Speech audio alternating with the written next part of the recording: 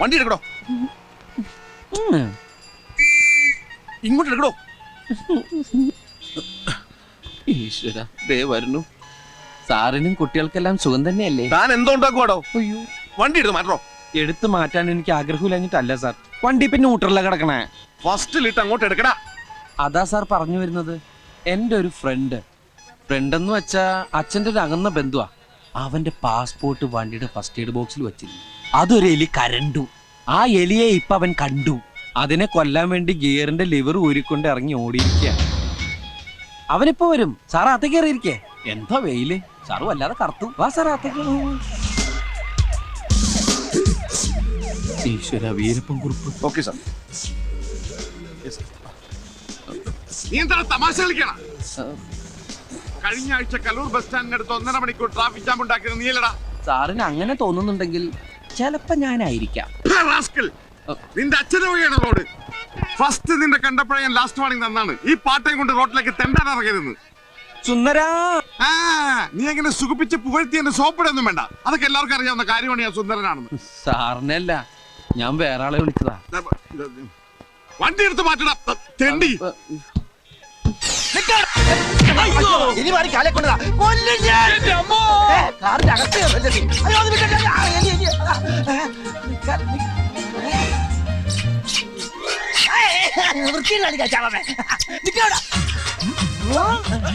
എന്താണ് എലി എലി എലിയല്ലടാ, പുലിയ. ഓടരുത്. നിനക്ക് എന്താ ഭ്രാന്ത് പിടിച്ചത്? അതാണ് എനിക്ക് ഭ്രാന്താ.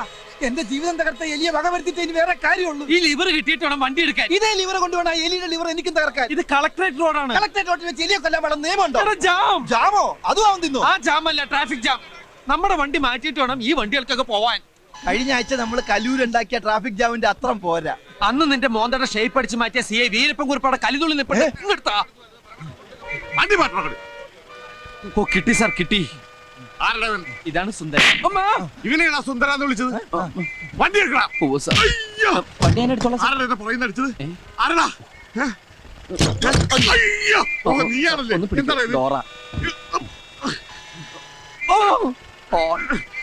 അയ്യോ, കേറുമ്പോ ബാക്കിൽ നിന്ന് വിളിക്കല്ലേ. നീ എന്താടാ വണ്ടി പൊളിച്ചെടുക്കുന്നു? ഇപ്പൊ ശരിയാക്കാം സാർ. വാതില് വാതില്. അയ്യോ, വണ്ടി എടുക്കടാ. എടുക്കാം സാർ. ഒന്ന് മാറണോ? എന്താടാ? വണ്ടി ഓഫായി പോയി. വണ്ടി ഓഫായി പോയി. പോയി വണ്ടി അല്ലടാ. വേഗം ചെല്ലടാ. സാറേ, അവൻ പറ്റിക്കും. തള്ളൂല. ഒന്ന് പോയി നോക്കൂ.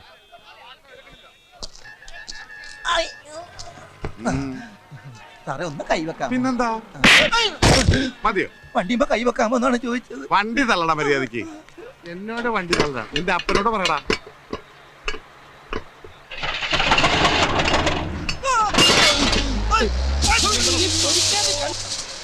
ഉണ്ണി, ഞാൻ വേണി പുറത്താണ്ടാ. വണ്ടി നിർത്തടാ. എടാ പട്ടി, പിന്നെ നിർത്തിയ എടുത്തോണ്ട് പോണാ.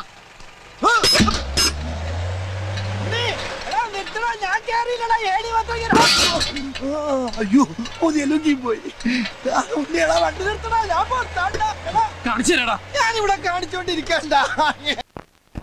ഹലോ എവരിബഡി, നഗരക്കാഴ്ചകൾ എന്ന ലൈവ് പ്രോഗ്രാമിലേക്ക് എല്ലാ പ്രേക്ഷകർക്കും സ്വാഗതം.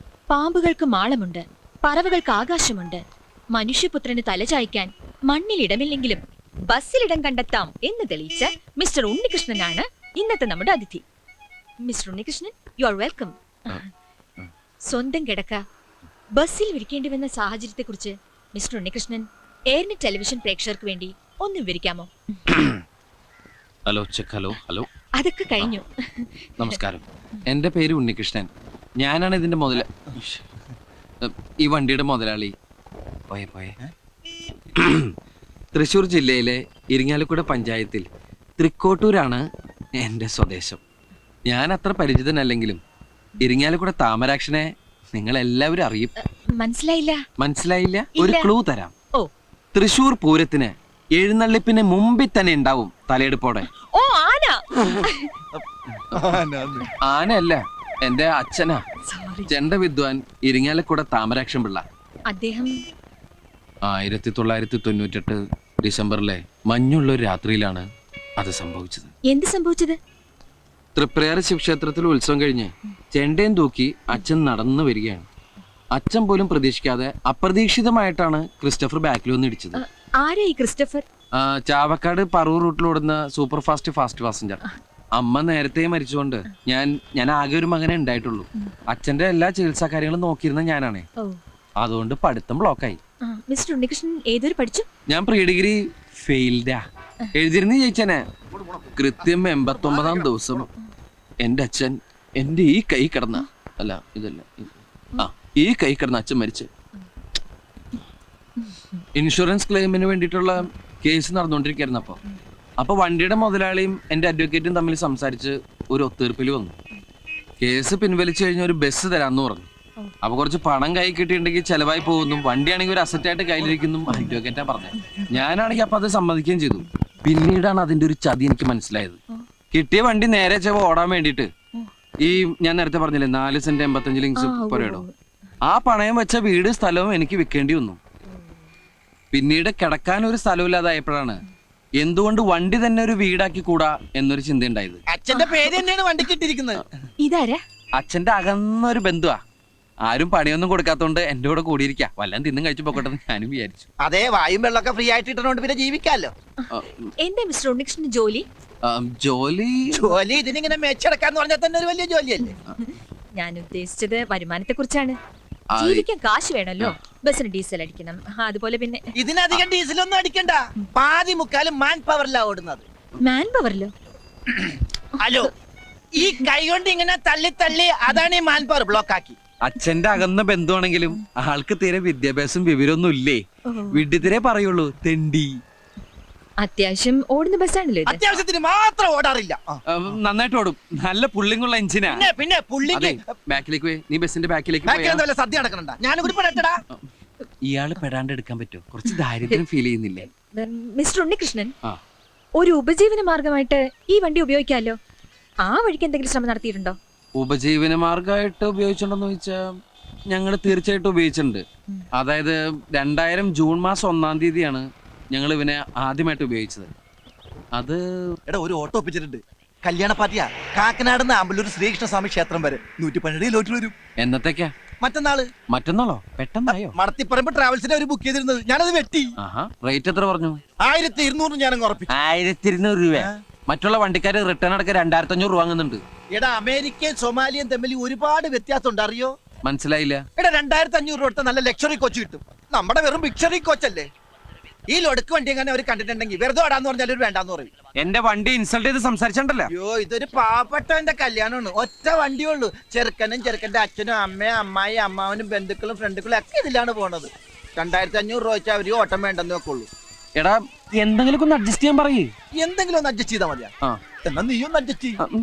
ഈ ഓട്ടം കഴിഞ്ഞിട്ടുണ്ട് എന്റെ പാസ്പോർട്ട് ഒന്ന് ശരിയാക്കാൻ. പാസ്പോർട്ട് ഇതിന്ന് വല്ല മെച്ചം കെട്ടിട്ട് വണ്ടിയുടെ ബ്രേക്ക് ഒന്ന് ശരിയാക്കാൻ. അപ്പൊ വണ്ടിക്ക് ബ്രേക്ക് ഇല്ലേ? ജീവിതം തന്നെ മൊത്തത്തിലൊരു കൈവിട്ട് കളിയില്ലേ സുന്ദര. ചവിട്ടി നോക്കാം. അല്ല, വണ്ടി ഈ രീതിയിൽ നമ്മൾ എങ്ങനെ അങ്ങോട്ട് എഴുന്നള്ളിക്കും? നെറ്റിപ്പട്ടൊക്കെ കെട്ടിച്ച് ആന എഴുന്നള്ളിക്കൂലേ, അതുപോലെ എഴുന്നള്ളിച്ചാലാ? അതിനൊക്കെ ചെലവ് ഒരുപാടാവും. ചെലവ് ഒരുപാടാവും അല്ലേ? എടാ, വണ്ടിയുടെ ഓട്ടമുള്ള ഭാഗങ്ങളില് കൊച്ചു കൊച്ചു പൂക്കള്, കൊച്ചു കൊച്ചു ഇലകള് വച്ചടയ്ക്കുന്നു. സാധാരണ കല്യാണ വണ്ടിയൊക്കെ അലങ്കരിക്കില്ലേ, അതുപോലെ. ഒരു കാടളകി വരുന്നുണ്ടല്ലോ. സ്ഥലം എത്തിയോ ഉണ്ണികൃഷ്ണ?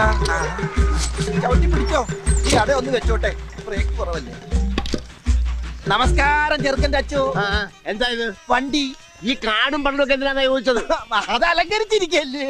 ഇങ്ങനെയുണ്ടോ അലങ്കാരം? ഐശ്വര്യമുള്ള ഒരു ചടങ്ങിന് പോവല്ലേ, അപ്പൊ കുറച്ച് റിച്ച് ആയിക്കോട്ടെ എന്ന് കരുതി വാഴ, മാവ്, വേപ്പ്, ചക്ക, മാങ്ങ, കുമ്പളങ്ങ, ഒതളങ്ങ തുടങ്ങിയ വൃക്ഷ ലതാതി പല മൂലാദികളും കൊണ്ടങ്ങ് അലങ്കരിച്ചു. Wish you happy married life. ഞങ്ങളാരും അങ്ങനത്തെ ആൾക്കാരല്ല. Best family. ഇങ്ങനെയൊക്കെ അലങ്കരിച്ചു എന്ന് കരുതി ഞങ്ങൾ അഡീഷണൽ ബില്ലൊന്നും ചാർജ് ചെയ്യില്ല. അതൊക്കെ ഫ്രീയാ. അപ്പൊ ഇനി വൈകണ്ട, നമുക്ക് അങ്ങോട്ട് പോവാം. ഇപ്പോഴേയോ? ഇപ്പൊ പോയാലേ സമയത്തങ്ങ് എത്തുള്ളൂ. കാരണം വണ്ടി നല്ല കണ്ടീഷനാണ്. നമുക്ക് കാറ്റൊക്കെ കൊണ്ട് അങ്ങോട്ട് പോവാം. ബന്ധുക്കളൊക്കെ വന്നു തുടങ്ങിയിട്ടേ ഉള്ളൂ. നീ ഇവർക്ക് ചായ കൊടുക്കാൻ നോക്കി ചെല്ലു. വണ്ടി അങ്ങോട്ട് ഒതുക്കിയിട്ടോ. ഇഷ്ടം പോലെ സമയമുണ്ട്. ഇത്തിരി ദൂരമല്ലേ ഉള്ളൂ.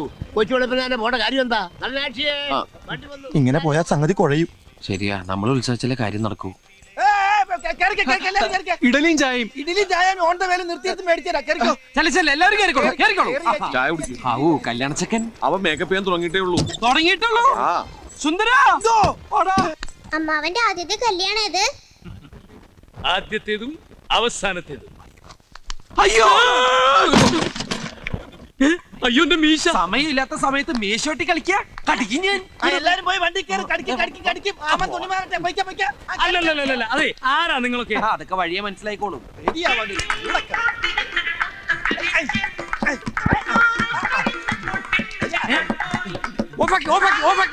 എന്താ നിങ്ങൾ എന്നെ കളിയാക്കാണ്? ഞങ്ങളല്ലല്ലോ ആകാശവാണി തൃശ്ശൂർ തിരുവനന്തപുരം ആലപ്പുഴക്കാരല്ലേ. അവര് പറഞ്ഞു സമയം കളയത് ഇയാളെ സുന്ദരനാക്കോ സുന്ദര.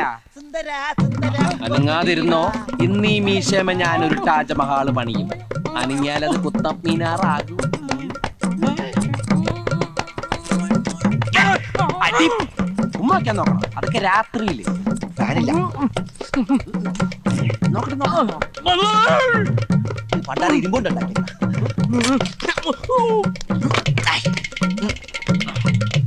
ഷർട്ടെടുക്ക്.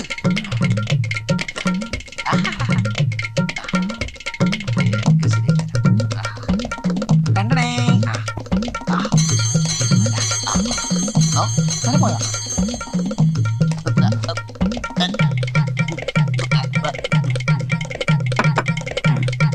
പിന്നെയും പെറ്റിക്കോട്ടായ.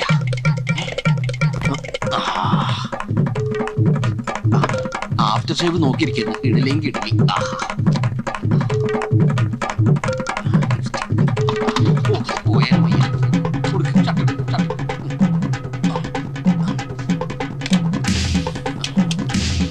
പെട്ടെന്ന് പുറത്തില്ല, ഉടുപ്പിക്കേ. അതോട് മാറ്റി ഉടുപ്പിച്ചു. ആഹാ മുടുക്കനായിപ്പ. സൂക്ഷിച്ച്. ഇതേതാ ആരാ ഇവൻ? എവനൊന്നും വണ്ടിയൊക്കെ നോക്കുകയാണ്. അയ്യോ അമ്മാവന്റെ മോനാ കല്യാണ ചെക്കൻ.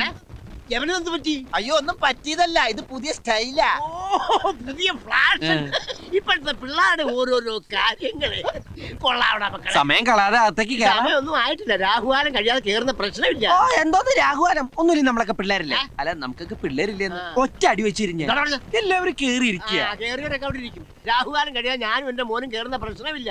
എടാ എന്റെ കല്യാണത്തിന് ഒരു രാഹുകാലം കഴിയാൻ ഞാൻ ഇറങ്ങിയിട്ടില്ല. വെറുതെ അല്ല, ഭാര്യ ഇടിവെട്ടേറ്റ് മരിച്ചു. കല്യാണത്തിനല്ലേ എല്ല് പിടിക്കല്ലല്ലോ കൊണ്ടുപോകുന്നേ.